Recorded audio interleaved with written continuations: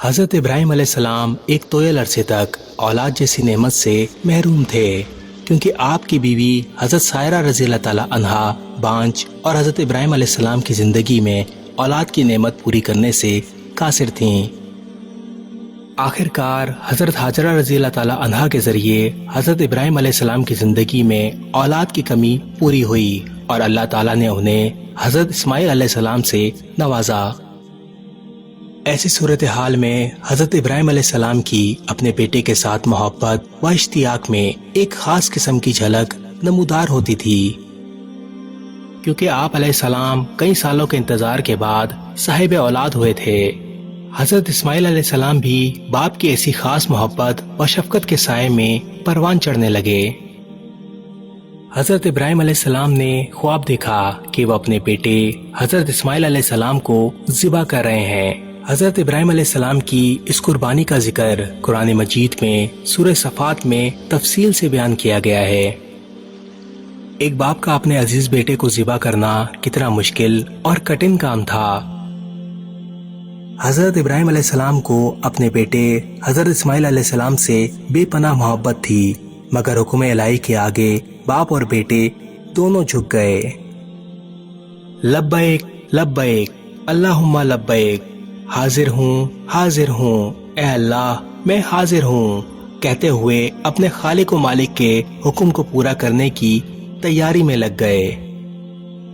باپ خواب کی تعبیر کو عملی شکل دینا چاہتا ہے اور بیٹا حکم خداوندی پر قربان ہونا چاہتا ہے۔ حکم الہی پر عمل پیرا ہونے کے لیے دونوں مروہ کی جانب چل پڑے۔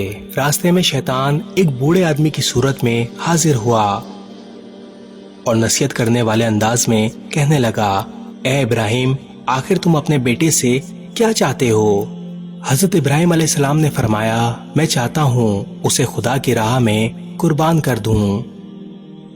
اس شیطان نے کہا، واہ، کیا تم اپنے اس بیٹے کو ذبح کرنا چاہتے ہو جس نے پلک جھپکنے کی دیر کے لیے بھی اپنے خدا کی نافرمانی نہیں کی؟ ابراہیم علیہ السلام نے فرمایا، اللہ نے مجھے اس کا حکم دیا ہے۔ اس شیطان نے کہا، ایسا ہرگز نہیں ہے، بلکہ یہ صرف ایک شیطانی الہام تھا اور شیطان نے ہی تجھے ایسا کرنے کا حکم دیا ہے۔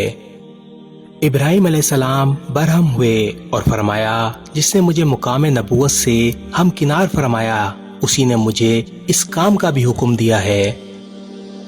شیطان نے دوبارہ اپنی تکرار کی تو حضرت ابراہیم علیہ السلام نے اسے پہچان لیا اور اپنے ہاتھ میں کچھ کنکریاں اٹھائیں اور اسے مار کر بھگا دیا، اور حضرت ابراہیم علیہ السلام ایمان کی قوت اور مضبوط عزم کے ساتھ اللہ کے حکم کی تکمیل میں مشغول ہو گئے۔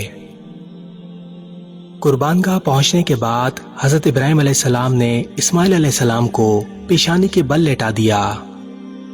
ابراہیم علیہ السلام نے ایک تیز دار چھری لی اور حضرت اسماعیل علیہ السلام کی گردن پر پھیرنا شروع کی، مگر چھری نہیں چلی۔ دوسری بار پھر چھری پھیری، مگر چھری نہیں چلی۔ اسماعیل علیہ السلام نے کہا، ابا جان، آپ میری محبت کی وجہ سے چھری نہیں چلا رہے، آپ اپنی آنکھوں پر پٹی باندھ لیں اور پھر چھری پھیریں۔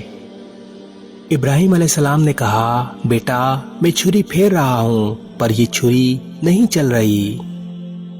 اللہ اکبر، پوری کائنات اس منظر کو دیکھ کر تھم گئی ہوگی، دریا ٹھہر گئے ہوں گے، پوری کائنات کی سانس تھم گئی ہوگی۔ تیسری بار ابراہیم علیہ السلام نے اپنی آنکھوں پر پٹی باندھی اور تیزی سے چھری پھیرنا شروع کی۔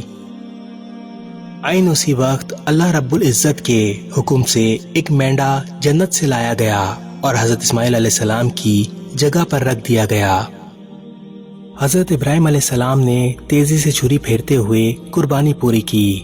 آپ علیہ السلام نے اپنی آنکھوں سے پٹی ہٹا کر دیکھا تو اسماعیل علیہ السلام کی جگہ ایک مینڈا ذبح تھا۔